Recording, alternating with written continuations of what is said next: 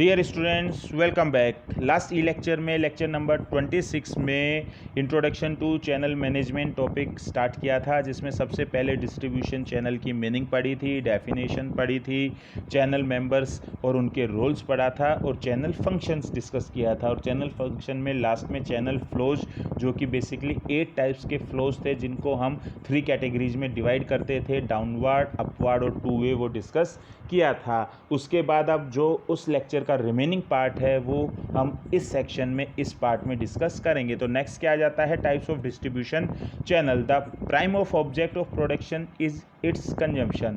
For example, कोई company soaps बना रही है, प्रोड्यूस कर रही है, तो उसके पीछे मेन ऑब्जेक्टिव क्या है कि उनका कंजम्पशन हो।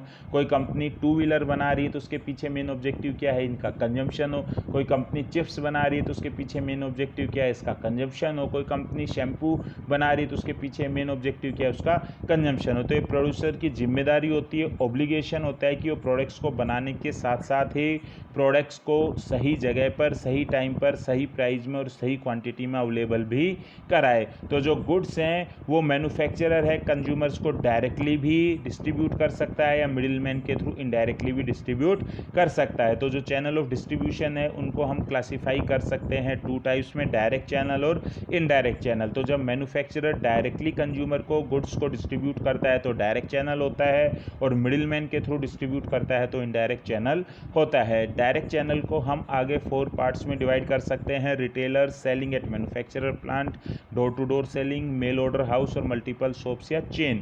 और इनडायरेक्ट चैनल में मैन्युफैक्चरर के बीच में और कंज्यूमर के बीच में होलसेलर्स और रिटेलर्स आ सकते हैं। और अगर रिटेलर बड़े हैं, ऑर्गेनाइज्ड हैं, तो मैन्युफैक्चरर से नहीं खरीदने के बजाय वो डायरेक्ट मैन्युफैक्चरर से भी प्रोडक्ट को परचेज कर सकते हैं। तो उस केस में मैन्युफैक्चरर और कंज्यूमर के बीच में एक ही इंटरमीडिएटरीज होगी, जिसे हम रिटेलर बोलते हैं। तो सबसे पहले अपन क्या पढ़ेंगे, डायरेक्ट चैनल। ये सबसे पुराना, सबसे शॉर्टर और सबसे सिंपलेस्ट चैनल होता है डिस्ट्रीब्यूशन का, जिसमें प्रोड्यूसर है वो प्रोडक्ट को विदाउट किसी इंटरमीडिएटरीज या मिडिलमैन के इन्वॉल्वमेंट कंज्यूमर को सेल करता है। तो कौन कौन से मेथड्स होते हैं जिनके थ्रू मैन्युफैक्चरर है कंज्यूमर्स को सेल कर सकता है? तो methods of selling through direct channels. तो फर्स्ट क्या है, फैक्ट्री आउटलेट। फैक्ट्री आउटलेट का क्या मतलब होता है, पार्ले जी का नीमराना में प्लांट है, तो जहाँ उसका मैन्युफैक्चरिंग प्लांट है उसके बाहर एक आउटलेट है जहाँ पर पार्ले जी के बिस्किट्स हैं वो सबसे सस्ते मिलते हैं, क्योंकि ट्रांसपोर्टेशन कॉस्ट जीरो होती है, होलसेलर रिटेलर का मार्जिन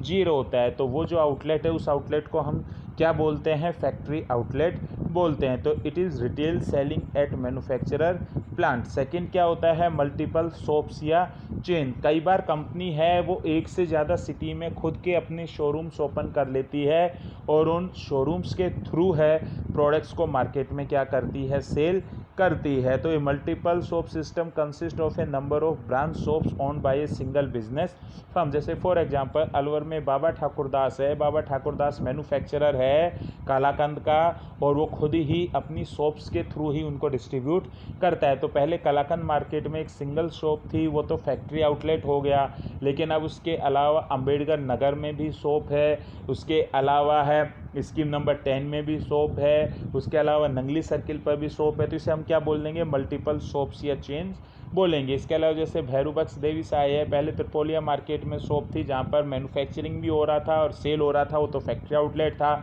लेकिन अब अपना घर शालीमार में भी है, अंबेडकर में भी है, बुद्ध विहार में भी है, 5-6 अलग अलग जगह पर चेन्स हैं, शॉप्स हैं। तो इसे हम क्या बोलते हैं, मल्टीपल शॉप्स या चेन बोलते हैं। नेक्स्ट क्या आता है, डोर टू डोर सेलिंग, जिसको हम पर्सनल सेलिंग भी बोलते हैं। इसमें जो कंपनी अपने प्रोडक्ट्स को सेल्स पर्सन हायर करती है और वो सेल्स पर्सन कस्टमर से मीटिंग कर कर, फेस टू फेस इंटरेक्शन कर कर उस कंपनी के प्रोडक्ट्स को कस्टमर्स को सेल करते हैं। और नेक्स्ट क्या है, मेल ऑर्डर हाउस। कई कंपनी जो कस्टमाइज प्रोडक्ट्स बनाती हैं या वो प्रोडक्ट्स हैं वो प्रोडक्ट एक्सक्लूसिव होते हैं, कस्टमर की नीड्स के बेस पर अलग अलग होते हैं, तो वो कंपनी अपने कैटलॉग्स के थ्रू पहले कस्टमर से ऑर्डर लेती हैं और उसके बाद है उनको प्रोडक्ट डिलीवर कर देते हैं। जैसे कि फॉर एग्जांपल कोई ज्वेलर है, ज्वेलर के पास नंबर ऑफ़ ज्वेलरी के डिज़ाइंस हैं, तो वो अपने कस्टमर्स को कैटलॉग दिखा देता है, उसमें ज्वेलरी के जो डिज़ाइन है उनके नंबर होते हैं, कस्टमर जो नंबर फाइनल करता है उसको वो ज्वेलरी बनाकर दे देता है। तो इसे हम क्या बोलते हैं, मेल ऑर्डर हाउस बोलते हैं। अब डायरेक्ट चैनल के थ्रू सेलिंग करने की एडवांटेजेज होंगी। तो फर्स्ट क्या है, सबसे सिंपल है और फास्ट है, क्योंकि मैन्युफैक्चरर डायरेक्टली है वो कंज्यूमर को डिस्ट्रीब्यूट कर रहा है। सेकेंड, इट इज़ इकोनॉमिकल, क्योंकि जो मैन्युफैक्चरर है उसको होलसेलर और रिटेलर को मार्जिन नहीं देना पड़ रहा, तो कस्टमर को हैं वो प्रोडक्ट हैं वो सस्ते मिलेंगे। नेक्स्ट क्या है, क्योंकि खुद मैन्युफैक्चरर डिस्ट्रीब्यूशन का काम कर रहा है, इस वजह से डिस्ट्रीब्यूशन चैनल पे पूरी तरीके से क्या होता है, कंट्रोल होता है।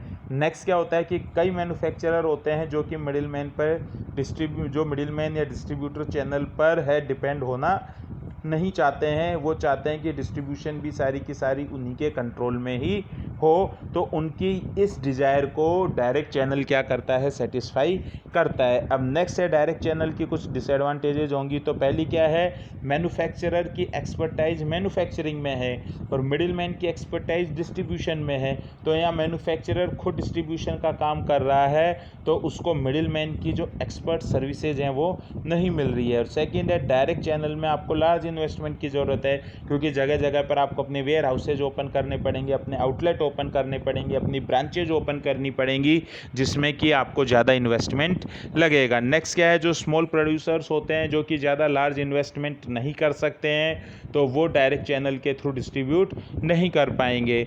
नेक्स्ट है, कौन कौन से प्रोडक्ट्स हैं जिनको डायरेक्ट चैनल के थ्रू सेल किया जा सकता है। तो जो कॉस्टली इंडस्ट्रियल गुड्स हैं जिनके कस्टमर्स लिमिटेड हैं, प्रोडक्ट की यूनिट प्राइस हाई है और लेस फ्रिक्वेंटली परचेज प्रोडक्ट्स हैं, जैसे कि सुपर कंप्यूटर्स हो गए, एयरक्राफ्ट्स हो गए, हैवी मशीनरी हो गई, तो ये डायरेक्ट चैनल के थ्रू डिस्ट्रीब्यूट होती हैं। दूसरे पेरिशेबल प्रोडक्ट्स जिनको हम ज़्यादा लंबे टाइम तक स्टोर नहीं कर सकते हैं, वो भी ज़्यादातर हैं डायरेक्ट चैनल के थ्रू ही डिस्ट्रीब्यूट होती हैं, जैसे फ्रूट्स है, वेजिटेबल्स हैं, एग्स हैं, बटर है, मिल्क है। हम सुबह दूधिया से मिल्क ले रहे हैं तो वो अपनी डेयरी से दूध लेकर आ रहा है तो डायरेक्ट हमको सेल कर रहा है। हाउस होल्ड अप्लाइंसेज भी हैं वो डायरेक्ट चैनल के थ्रू डिस्ट्रीब्यूट होते हैं। जब कस्टमर लार्ज क्वांटिटी में परचेज करता है तो वो मैन्युफैक्चरर से परचेज कर सकता है। जैसे फॉर एग्जांपल कोई कॉलेज इस्टेब्लिश कर रहा है, उसमें उसको कंप्यूटर लैब इस्टेब्लिश करनी है और 500 पीसीज चाहिए, तो डायरेक्ट मैन्युफैक्चरर से कॉन्टैक्ट कर पीसीज को परचेज कर सकता है। और नेक्स्ट क्या है, जब जहाँ पर सप्लायर हैं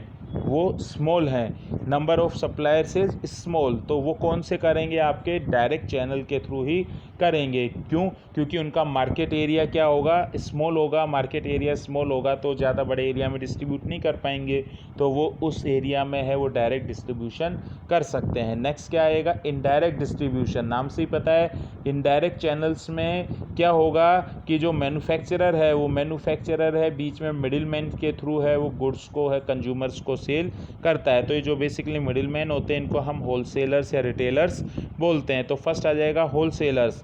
होलसेलर्स की मीनिंग्स और डेफिनेशन।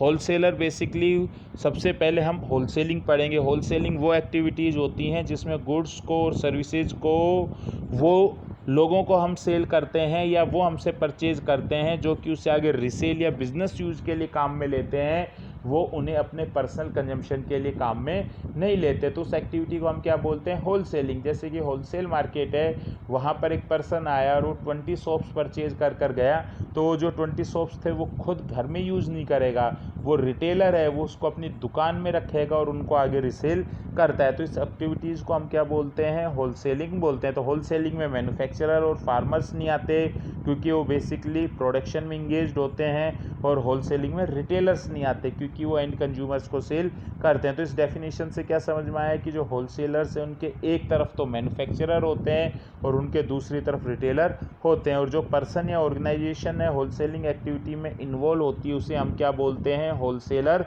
बोलते हैं। तो एएमए ने क्या डेफिनेशन दी है कि होलसेलर्स है रिटेलर्स को सेल करेंगे या मर्चेंट्स को सेल करेंगे या इंडस्ट्रियल, इंस्टीट्यूशनल या कमर्शियल यूजर्स को सेल करेंगे, लेकिन वो अल्टीमेट कंज्यूमर्स को सेल नहीं करते हैं, तो वो क्या कहलाते हैं, होलसेलर्स। नेक्स्ट क्या जाते हैं, रिटेलर्स। तो meaning and definition of retailers. तो प्रोड्यूसर और कंज्यूमर के बीच में होलसेलर के अलावा एक और मिडिलमैन होता है जिसे रिटेलर बोलते हैं, जो कि मैन्युफैक्चरर को अल्टीमेट कंज्यूमर से लिंक करता है। अल्टीमेट कंज्यूमर्स वो कंज्यूमर्स होते हैं जो कि प्रोडक्ट को अपने पर्सनल, फैमिली या हाउस होल्ड कंजम्पशन के लिए यूज़ लेते हैं। तो जो रिटेल है वो बेसिकली फ्रेंच वर्ड रिटेलियर से मिलकर बना है, जिसका मतलब होता है to cut a piece off या टू ब्रेक बल्क कि रिटेलर के पास जो बल्क है या रिटेलर के पास जो प्रोडक्ट है उनको कम क्वांटिटी में, एक एक या दो दो क्वांटिटी में वो कंज्यूमर को सेल करते हैं। तो विलियम जे स्टैंटन ने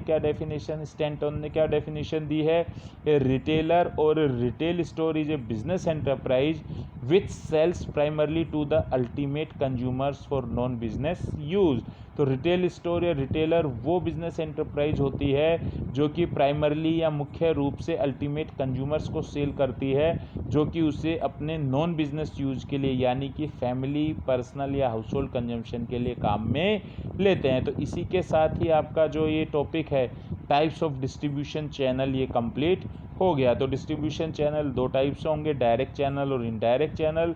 डायरेक्ट चैनल में retailer selling at manufacturer plant, door to door selling, mail order house, multiple shops या चेन्स। और इनडायरेक्ट चैनल में होलसेलर रिटेलर से कंज्यूमर, और अगर रिटेलर बड़ा है तो रिटेलर डायरेक्ट मैन्युफैक्चरर से भी परचेज कर सकता है, तो उस केस में मैन्युफैक्चरर, रिटेलर और कंज्यूमर। तो इसी के साथ ही आपका ये लेक्चर नंबर 26 कंप्लीट होता है, जिसमें हमने इंट्रोडक्शन टू चैनल मैनेजमेंट पढ़ा, उसमें चैनल मैनेजमेंट की मीनिंग पढ़ी, डेफिनेशंस पढ़ी, channel members and their roles पढ़े, फंक्शंस ऑफ डिस्ट्रीब्यूशन चैनल्स पढ़ा, उसमें नेक्स्ट और लास्ट में डिटेल में चैनल फ्लोज और कॉस्ट पढ़ी, और सबसे लास्ट में हमने types of distribution channels discuss किया। तो इसी के साथ ही आपका ये लेक्चर कंप्लीट होता है। Thank you very much.